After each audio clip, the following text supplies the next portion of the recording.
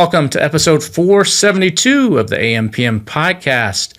Well, if you've ever been looking to expand outside the United States, or maybe you're in Europe and you want to expand to the United States, if you're looking to get outside the country that you live in and sell, whether it's on Amazon or one of the other platforms, today's episode is for you. I've got Demet Kale from Vatai on the show today, and we're talking about VAT and imports and all the processes, and it's not quite as complicated as you might think. We're going to go deep and explain it all. I think you'll really enjoy this episode of the AMPM podcast. Welcome to the AMPM podcast. Welcome to the AMPM podcast, where we explore opportunities in e-commerce. We dream big and we discover what's working right now. Plus, this is the podcast where money never sleeps, working around the clock in the AM and the PM. Are you ready for today's episode? I said, are you ready? Let's do this.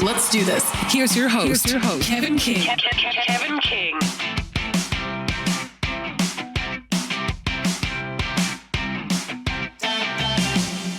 Welcome back to another episode of the AMPM podcast.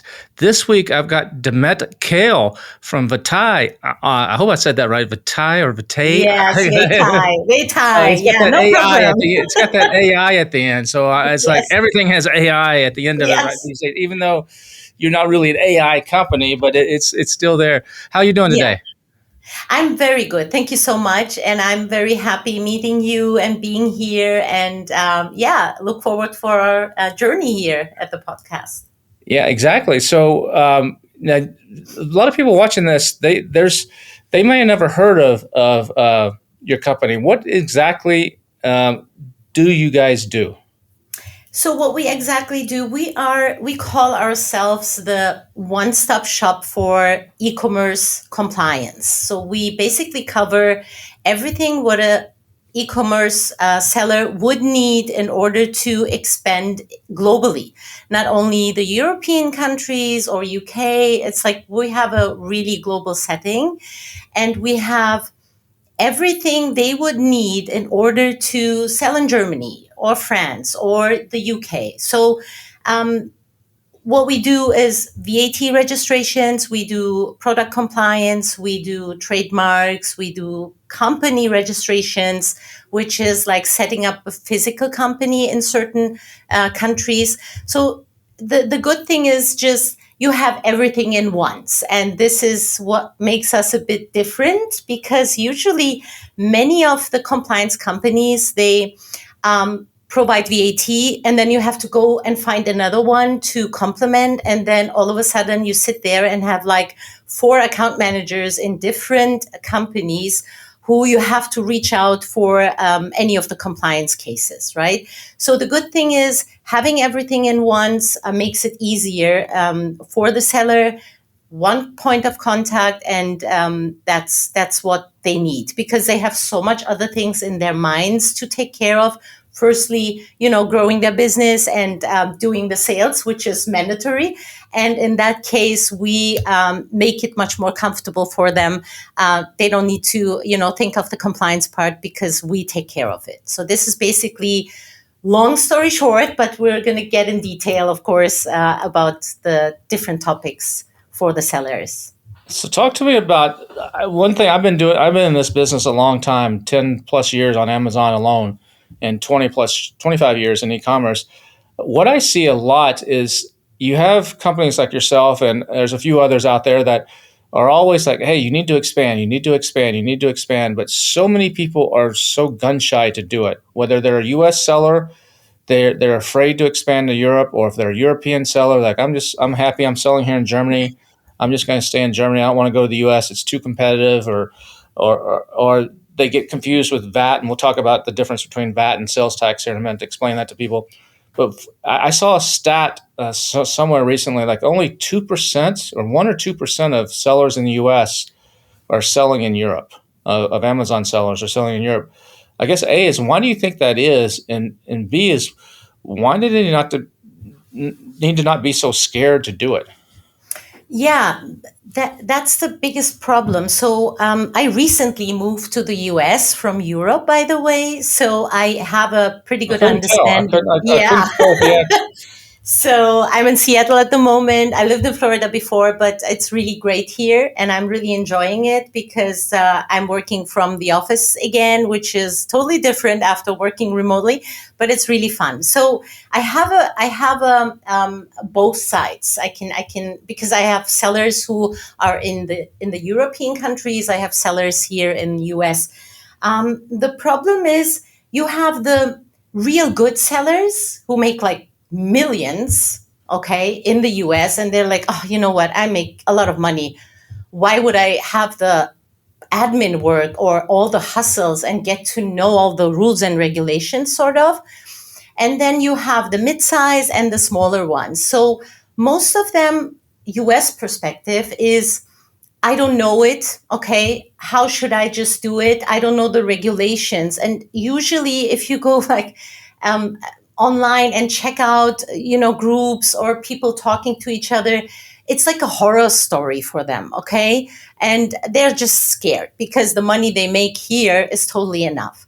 However, if we look at the global perspective, we see that many manufactured companies in Asia are starting to come over and sell. They have seller accounts. They sell on Amazon. So I think it's growing. The competition is growing, and I think it's not only what you make as a money in the US. You have to be sustainable at the end of the day because all of the US sellers, of course, there are manufacturers here as well, but most of them, they buy from Asia and they sell it here. So, what happens when this manufacturer in Asia says, oh, you know what, I'm going to sell now this product in the US? So then you have a competition because this is the manufacturer you're already buying from, and he is just moving and starting selling in the US. So, what's happened in the future? So there is more competition. So I think now is the right time to see what opportunities are in Europe, are in UK or any other country. So I think that's the point they have to really think of. It's not only about the money, it's the sustainability of their brand in the future. Okay, because the competition is really big. So I think that's the point, and that's what we trying to aim at the moment. We wanted to enlighten all the sellers about this aspect, and that's very, very important. But not all products translate, right? I mean, in Germany, for example, walking sticks are a huge thing. To go hiking, little sticks. But you Yeah. come to the U.S. and only people that use those might be, the older people or someone with a handicap. And in Germany, so how do you guys help your clients like vet? Hey, there's actually a product market fit, or you go into Japan, stuff has to be tiny and small to get fit into the kitchens and all that kind of stuff. Do y'all help with that aspect of things as well and guide people, or do you just like help them just with the legal side of everything? No, we do help them. We have, I didn't mention that, but we have a very global presence. So we can say that we are the number one compliance company in Asia. And everything started off from there. We have 200,000 businesses we're helping at the moment. And that was like the kickoff by saying, okay, why don't we just do it vice versa and, help the sellers in US and all over Europe and other countries as well. And so we started, and since then we have a pretty big team, and we have also the knowledge on guiding them on what needs to be on a label. Okay, what language has to be, because most of the bigger problems with sellers is, oh, what am I going to do with my labels?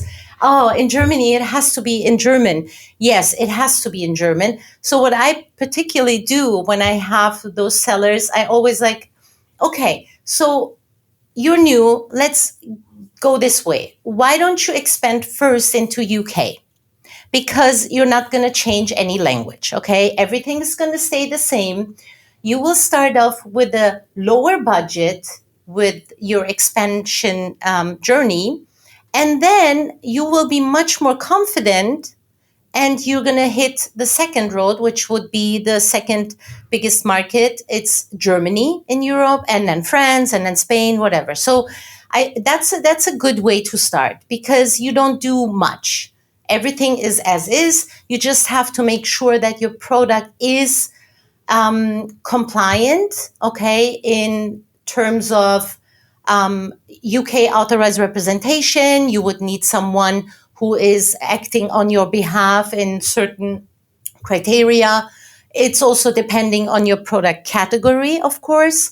Not everyone needs a UK authorized representation. It's just for particular CE markings on products like toys, for example, etc. There are several categories. So in with this expansion, you have the first glimpse. Oh wow, now I'm in Europe, but I didn't do much to just translate all my labels. And then when everything goes well, then they start planning to, okay, let's do Germany. And what we do and what separates us from, I say that with a lot of confidence because I don't like the title of sales executive or sales manager, okay? Because we don't want the customer to feel like, oh, okay, the sales is done and now I'm on my own. So we're having account managers who are starting the journey with the customer and they guide them through everything. So this means we also tell them what the next steps are. Okay, now we started with UK. So how is it going? How's your sales? And what do you think about Germany now? Are you ready? Do you need any other assistance? Because we do have a lot of partners we work with and we can guide them through the process very easily. So this is how it looks. I mean, short story for a journey to expand into UK. And the regulations, of course, they change in each country, but VAT processes is pretty much straightforward. The documentation is usually very similar. Okay, the processes are very similar, and the waiting timelines as well. So, but Well, I if you think a have the lot of right partner, it's really easier. Well, I think a lot of people don't do it too because it's a whole nother financing thing. So a lot of people that may be in one country, they're barely maintaining cash flow for what they're doing, and then when they expand, it's like I had to manage a whole nother set of cash flow, oftentimes in a whole nother currency. So I think that's something that scares or makes people pause to actually expand as well. But I mean, you look at the movie business, and a lot of movies, unless it's a comedy or something very niche, they do better outside the United States than they do inside the United States. It's the same thing with I products. didn't know that. Yeah, Yeah, that's yeah. A funny. lot of Mission Impossible is going to make more money internationally than it will in the True, United States. And a true. lot of times, if you have the right product, Yeah. you can do the same thing. But you also have to be able to cash flow that. So, assuming they can cash flow that, I'm assuming you guys, do you work with any partners that help cash flow that, or is that something completely separate that y'all don't really mess with? Yeah, no, we don't go into not of the cash flow or what bank they have to use, etc. But usually, let me talk about an Amazon seller perspective. Okay, Sure. starting off, let's say you're selling on your own website. Okay, and you're pretty good in the US and you sell to Canada and everything is fine. We always recommend, and I'm sure they have also Amazon here as well. It's always good to expand with Amazon to Europe. Okay. It's for the start is really much more convenient than trying to handle. Let's say you're selling on your own website and you want to get registered for VAT and everything. You need a 3PL partner. You have to find the right one. You don't know the country. So there are a lot of aspects. So if you really want to go and expand, I would always highly recommend going through Amazon because you You already have, know this. You already know the systems and how it works. Basically, yes, it's easier. and yeah, you have the account managers, they guide you and they help you on how to set up. We have a pretty good knowledge on Amazon side as well because we have, partner meetings with Amazon. They enlighten us. We're also an SPN service provider of Amazon, and we have a very close relation since we're like the building across at the moment. So we're pretty close to Amazon.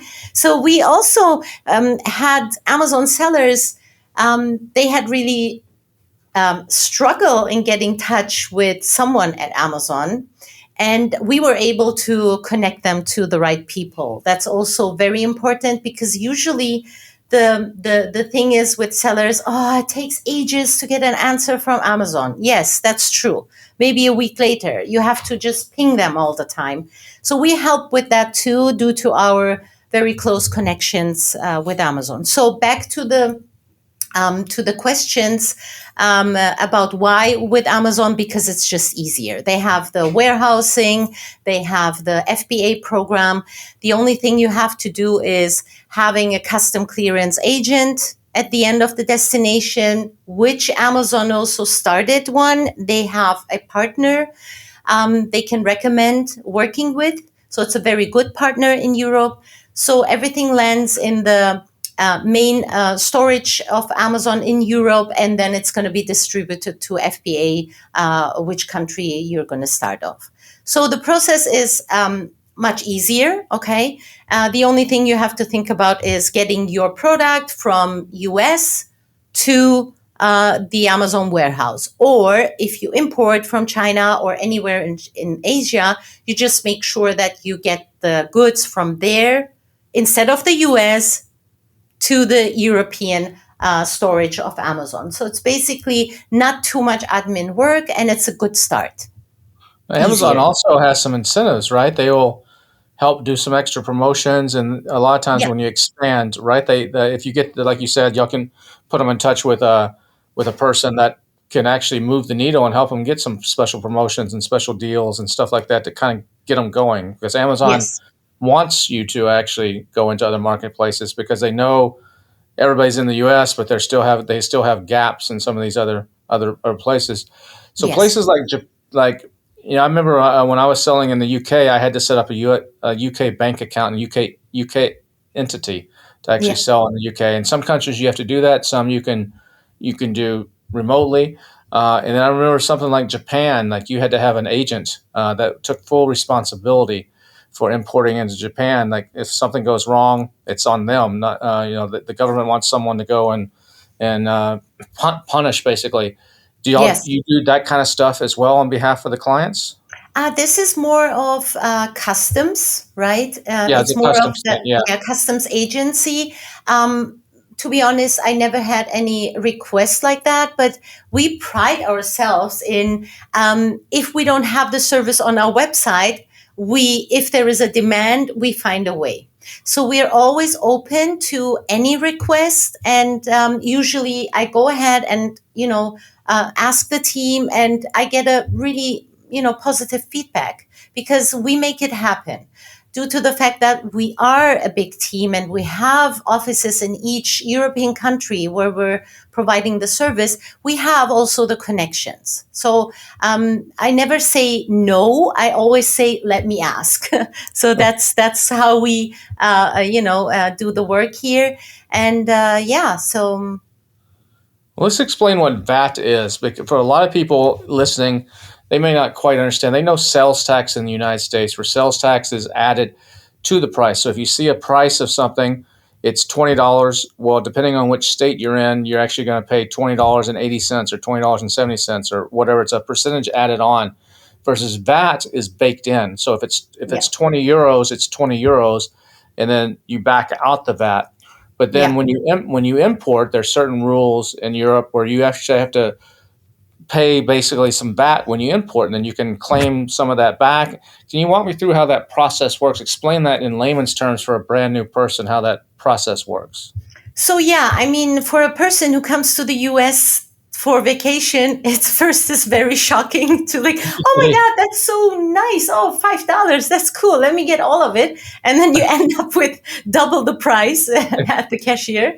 So that's just special for the US. So in Europe and all other countries as well, it's just value added tax. You have when you see the price in the grocery shop, a grocery store, it's just the price, okay? And then you will see the breakdown on your receipt, okay? You see the VAT, which is already included in that amount, and then you see the breakdown, and that's it. Okay, so that's pretty much the difference, and this is the way you would sell on Amazon as well. Okay. What was the other question you said You have to about? be like, I think, what's it, EORI or something, or whatever it is, where you have to Yeah, actually, when you import into, let's say I'm selling my product into Germany, I have yeah. to, at the time of import, not only am I paying any duties or customs or whatever, but I also have to pay a percentage of the VAT tax at that time. Can you explain that? Yes. So, yeah, when you import to, let's say you have a German VAT and you got registered, you're ready to go, you have set up your Amazon account in Germany, everything is great. And then you're at the point you will import your goods from, let's say, US to Germany. You would have a ERI number. Okay. The ERI number is just a number which is all your VAT number in Germany and then 4 zeros at the end. Okay, that's your ERA number. You have to get registered for that. It's a pretty straightforward process. And it's just it's not VAT purposes, it's more importation purposes. Without the number, you can't even import. And so when the goods Kind of arrive, like a tax ID in the US, you have to have an EIN or something. It's kind of yes, similar to yeah. that. Yeah. Yeah, exactly. Similar. So when the goods arrive, you have a custom clearance agency who's going to take care of that. And then you have to pay the import VAT, which is for Germany 19%. Okay. You have that paid physically. There is no way around, but you can reclaim it back. And you So pay it when based you, on the wholesale cost of the manufactured cost of your good. yes, the manufacturer cost plus the logistic cost calculated down to each item manufacture cost. So manufacture cost plus plus logistic cost is your total price to put in for each item, and then multiply by the amount of goods you're importing to that country. Okay, and yeah, so you pay the VAT, the import VAT, and then with this ERI number and your VAT, which you already have in Germany, you can reclaim that back. Even if you haven't started sales, you can reclaim it back by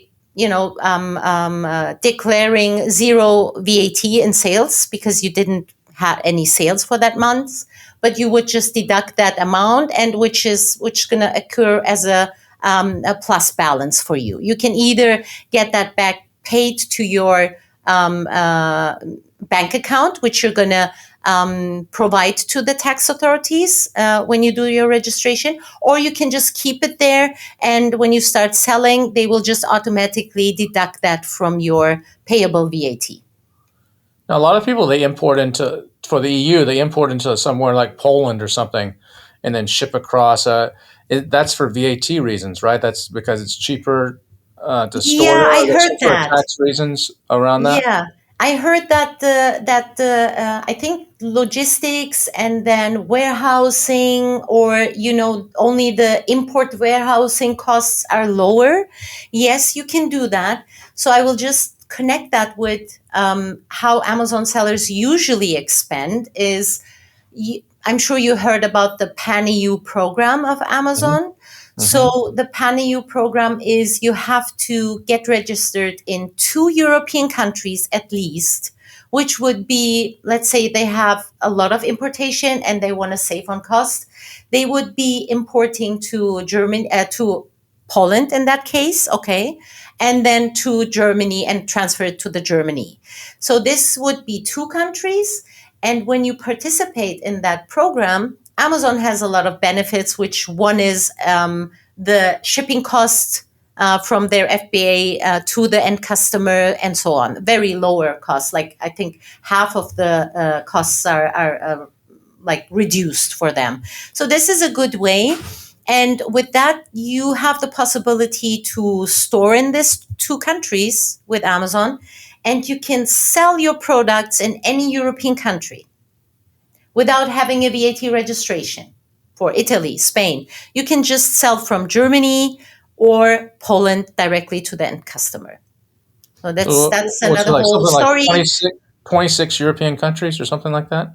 Yeah. I know it's like 5 or 6 that are. There's more now because you have the Netherlands and you Yes. have US, but whatever Yeah. the 7, 8, whatever that actually have a physical Amazon, but some of those Amazons ship into some of the other smaller countries that don't have an Amazon. So Yes. where is VAT the cheapest and where is it the most expensive in Europe? You said Ah. 19% for Germany. Where is it the cheapest and where is it the most expensive? Yeah, I mean, Germany is 19%. That's the lowest. So you have, I think Poland is high. You have 23% in Poland. Okay. And France was 20%. So it's around between 19 and 23. You know, but Germany, as I said, Germany is a good country to expand. It's a good market because it is the biggest market for Amazon, Now, and also in Europe. Not only for Amazon, marketplace, also for other marketplaces. Germany is the first country to go and start. so a few years ago, I believe, correct me if I'm wrong, sellers had to actually track their VAT for everywhere it went and actually file reports. And now isn't Amazon doing a lot of that now? They're actually filing and paying the VAT. So 3 or 4 or 5 years ago, you would have to actually like have someone your company would have to figure out France, have to figure out Spain, have to figure out Portugal, have to figure out everything, and then me as a seller, I would remit that. But now, just like in the U.S., where Amazon is now collecting the sales tax and paying it, Amazon Yeah. in Europe is collecting the VAT and paying it. Yes. So that makes it a little bit easier to expand now because you don't have to spend as much money on all this paperwork. Is No, that correct? yes, that's correct. So here's the thing: even if Amazon does that for you, you have to have a VAT registration and you have to do your filings with zero Okay. because It's just like you here, have, sales tax. I have to file. I'm in the yes, state of Texas, so I have to file every quarter. And that shows zero, even though I had a bunch of sales come in because yes. Amazon is paying for it. Yeah. Yeah, the reason why this changed because, of course, there are, good intentions and not so good intentions. You never know people, right?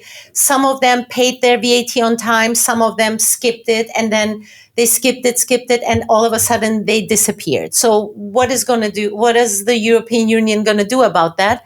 Then they said, you, Amazon, this is all on you.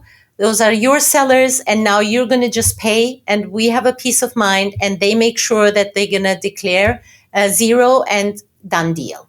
This is, I think, to prevent all of that, and it's easier to track for all the European countries. As of before, let's talk about non-Amazon sellers. Let's talk about Shopify sellers. Okay, so if they would be selling in different countries, they could participate in the OSS scheme. It's a one stop shop. Um, how they can set it up. Let's say they have a VAT in Germany, because that's a requirement. You have to have a European VAT number in order to sell in other European countries. So with the OSS, you are filing every quarter and you declare the filing for all the transactions you made from Germany to any other country you have been selling in the European Union. And everything is combined in one report, in a quarterly one. And this is submitted to the German tax authorities.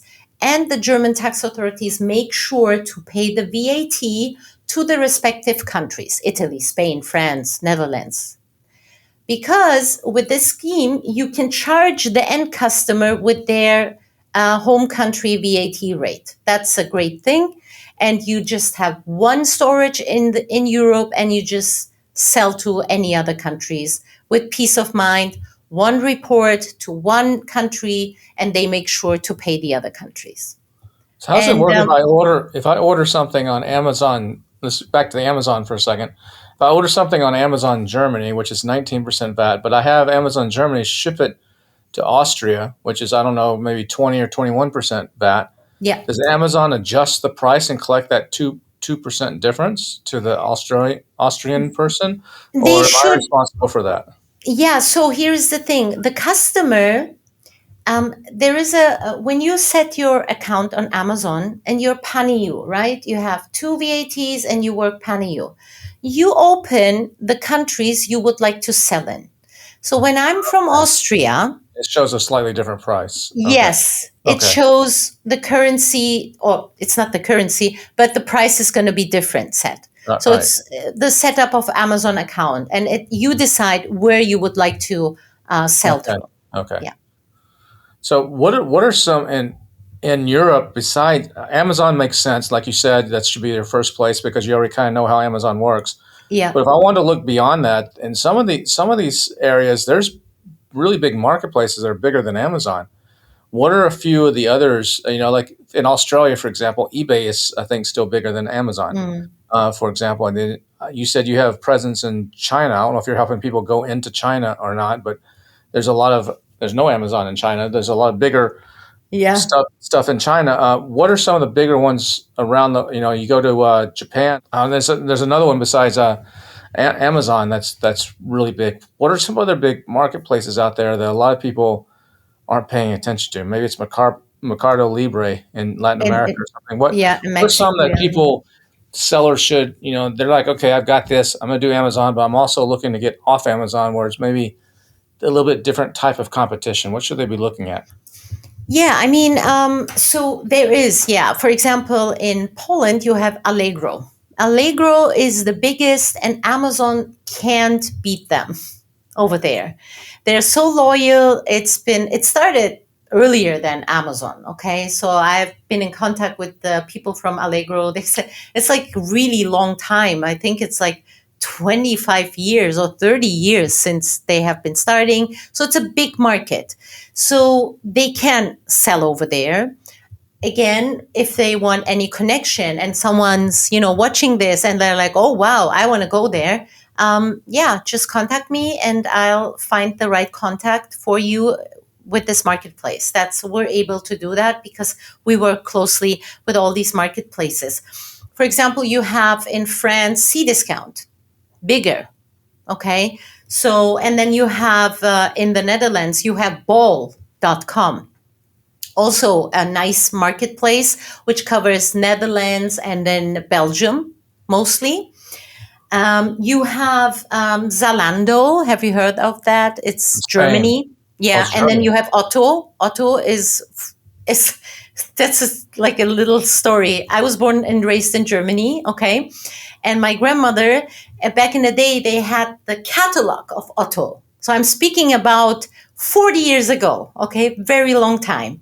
So this catalog was basically an Amazon in paper version. It's like Okay. the Sears catalog in the United States. Yes. I mean, it was really fun shopping, like the Mm-hmm. same, but you just change the pages. And since then, and they're quite older than that. So that's another big market in Germany. But to explore these marketplaces, you need to, what I always recommend is, that, as I said, start off with Amazon, experience that, and then look for the other marketplaces. And meanwhile, you can find good 3PL solutions because you need that. But Amazon is also now in the logistics of preparing your orders for eBay, for example. Or if you say, hey, I want to partner up, please, I want a store here for this marketplace. Amazon does that too. That's a new thing. And they're promoting that really a lot. So if you start with Amazon and you go with Amazon, you could basically cover a lot of marketplaces and you could just grow your business and brand. What's I've heard something when you expand something EPR or something. What's EPR? Extended product responsibility. So this is basically a recycle process, okay? Waste management, sort of.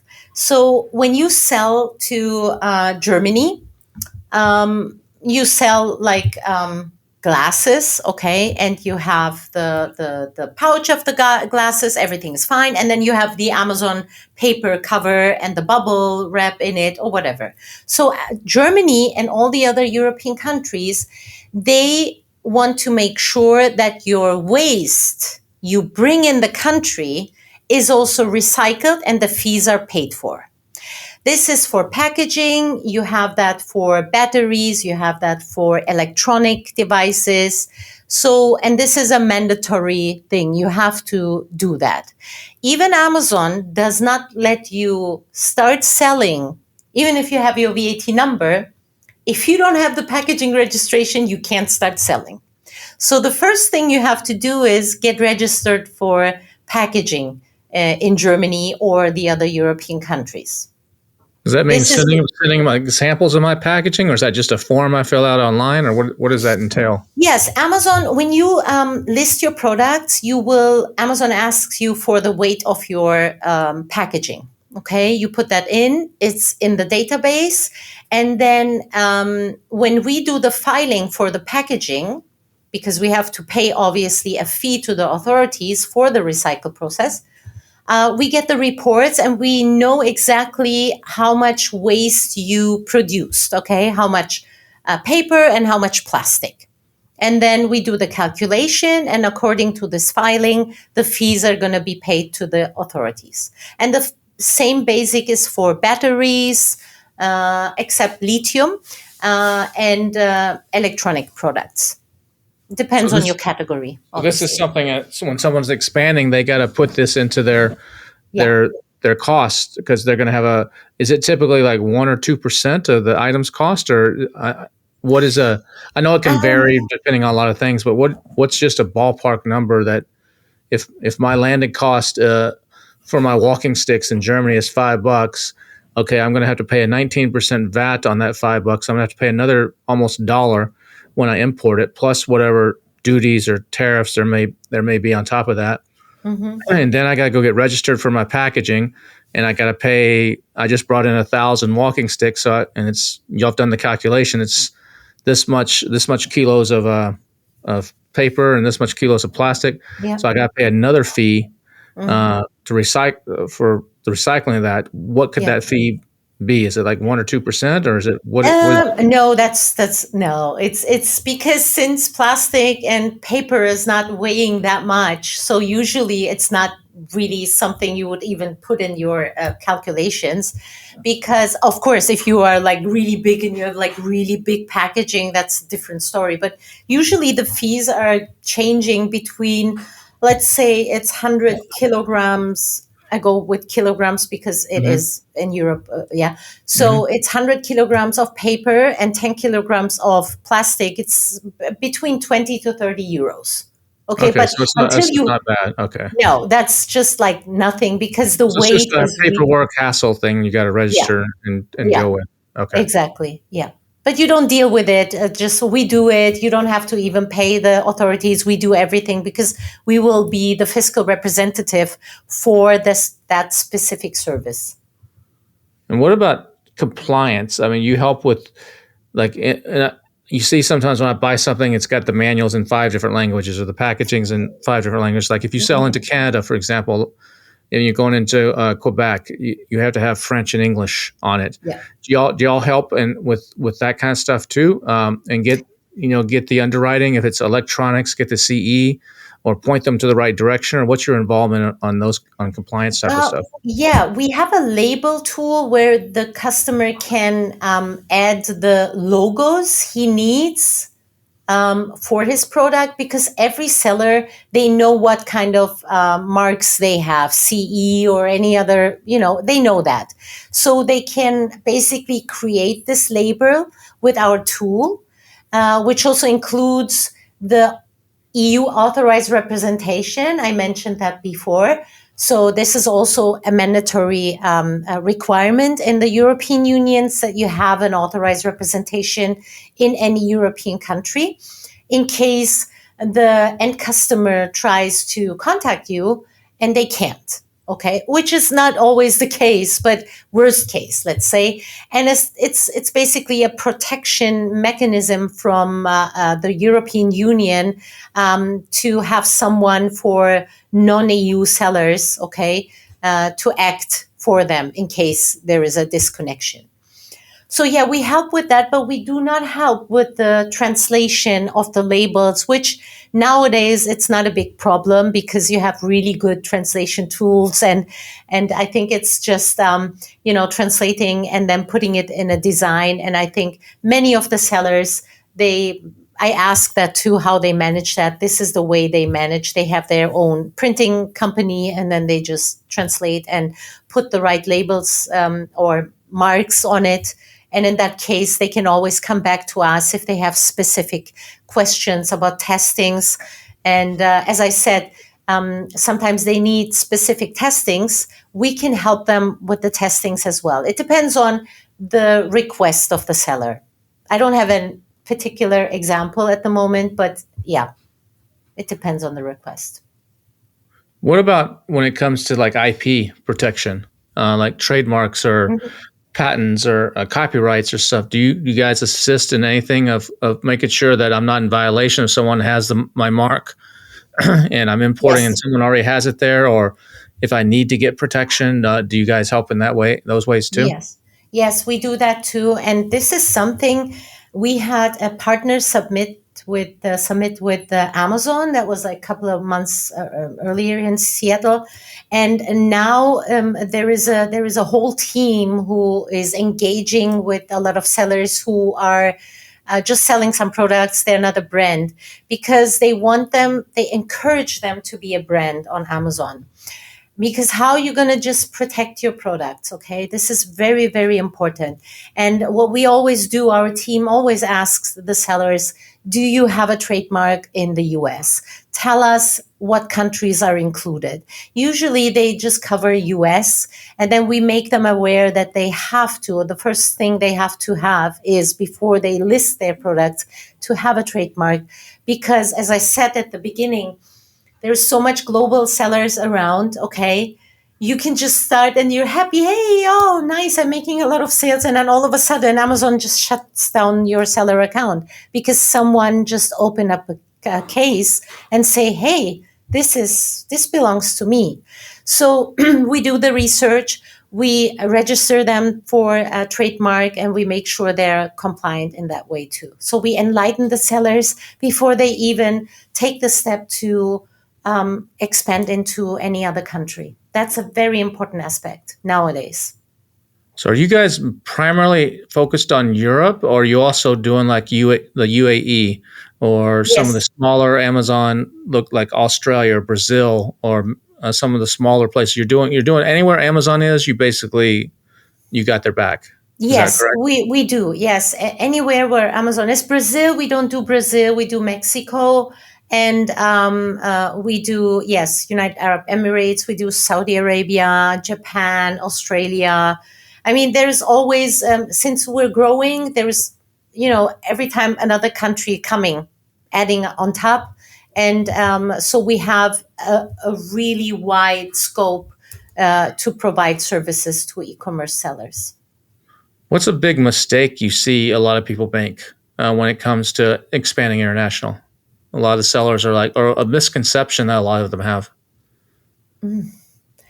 Yeah, I mean, my sellers, I never had someone who regretted it up until now.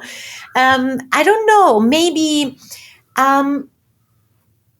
yeah, there is one particular thing. I had a client the other day. They were just, oh, okay, let me establish a company in UK because it's 80,000 pounds. I don't need to file for taxes. And so let me set that up. But then it's really hard. Yes, you are exempt. Yes, maybe you are a small seller. It's fine. But then there is a risk of, you have an agent there, but it's a one-man show, right? He has an office and he's doing the work for you, bookkeeping or whatever. but you don't have control over that person. Okay.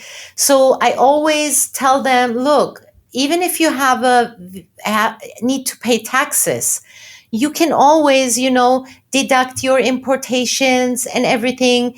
And your aim is to have a good business, to have good revenue, and you have to work towards that.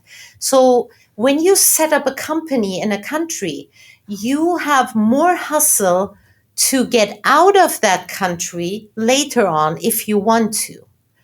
But if you apply from your home country, which is maybe US or any other country, it's easier to deregister a VAT than canceling a whole established company in that country. So this is something I had a couple of times, and at the end of the day, it wasn't successful. And then they had so much hustle, getting in touch with the agent again, making sure that they're deregistered there. So it was a lot of paperwork and admin afterwards. So I would always recommend just get registered with their company in the US, in UK. That's a easier process. You have a compliance partner, you have a software where you use and you see all the processes for your declarations. Because if you work with a one man, you don't know what he declared.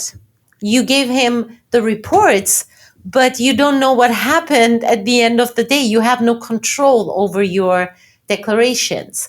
But with a SaaS system, you have control because you have an account where you can check everything. So this is what I always recommend sellers. Go with the software. It's much safer. So if I'm looking to, I'm sitting here in the U.S. and I'm doing pretty good, and I'm like, all right, you know what? I'm up for the challenge. I'm gonna expand. You're saying that I should first go maybe to the UK because it's the same language, and then from the UK go to Germany, which basically can help me cover the rest of Europe. Where do I go next after that? After I go to those, if I want to be, I want to be global. I want to be global. I want to be Mr. International, Mr. James Bond. What are the next like two or three I should go to? Is it Japan? Is it what are the after Europe? I think it's always depending on your revenue and your success. But what I know, there are really great account managers for at Amazon. Okay, they usually, what is their approach? They approach sellers who at least make $1 million in the US, and then they go and say, "Hey, look, this is like your category." And in Germany, France, Italy, Spain, or whatever, this is your market share. What do you think about it? Let's start that. And then they have a consultation call and they tell them what the scenario would be. And I think after having a good success in Europe, then they can just, start conquering step by step, moving into Asia and all other countries. But I can't say, okay, this is not, just do this. And I think it's just case by case and product by product. But what I recommend is being a brand makes you different and makes you stay sustainable. Because sometimes there are sellers, they sell like all sorts of products, but at the end of the day, this is my personal opinion, they're going to disappear because there is the idea of being a brand. Even if you sell like different products, you make a brand out of it because you had been selling so much and now you're XY brand. And then when you appear like that, your storefront at Amazon changes. Beautiful. People see something professional. So this is like the future. This is what I see. And I think many sellers, mid-sized sellers, or who just sell random different products, they should really think of being a brand on Amazon and in general. So you just help people get into these, go to, like, say, an American seller go to Europe, or do you help Europeans come to America too? Oh yeah, there is a demand too. Yeah, we do company, registration and stuff like that in detail. We provide the company setup for them. Okay. Yeah, for Awesome. 15 states at the moment. Yeah. Okay. Hmm. Cool. Well, if someone Yeah. wanted to reach out and explore this Exactly. more, how this sounds good to someone listening, they're like, this sounds pretty cool. I want to know more and see if this might be a good fit for me. How would they go about reaching out to you or the company? So the good thing is we will have a link, which we're gonna have in this video, and I will give it to you. So they have a special 10% if they want to go with us. They will have a code for this particular podcast, and then I will of course share my informations, and they can reach out to me. Maybe I will share a QR code or anything else, a link, I so see a they can QR just. code right behind you there on the Yes, video. they can use that too. Okay. We're really good prepared, right, Or Kevin? they can just go to vatai.com, right? Vatai. So yeah, they can Vatai.com. go there, and then. But I'm happy to share my link, my email with them. And my LinkedIn profile if they want to just contact me. So yeah, they can reach out somehow and use the code, and I'm happy to help them to expand. Even if they don't have the idea, after this video, they're going to be maybe, oh wow, that sounds really easy, and they can help me. Just a consultation, no pressure. I'm happy to enlighten them, even if they want to just expand 6 months later or 1 year. We're here for Awesome. that. Yeah. Well, Demet, I really appreciate you coming on and sharing today. This has Yeah. been educational for, I think, most of the audience. So check it out if you're looking to expand international. These are some people you should check out. And Thank thanks you. again for coming on. Thank you so much. Pleasure. And I All hope right. to see you soon in person somewhere. All right. Take care. Thank you. Bye. See, international expansion is not quite so scary, especially if you have someone that can help guide you through the process like Demet. So take a look at that. It could really, if you can cash flow it, it can really grow your business and in some cases double or even triple your business if done properly. We'll be back again next Thursday with another edition of the AM PM podcast. Until then, happy selling.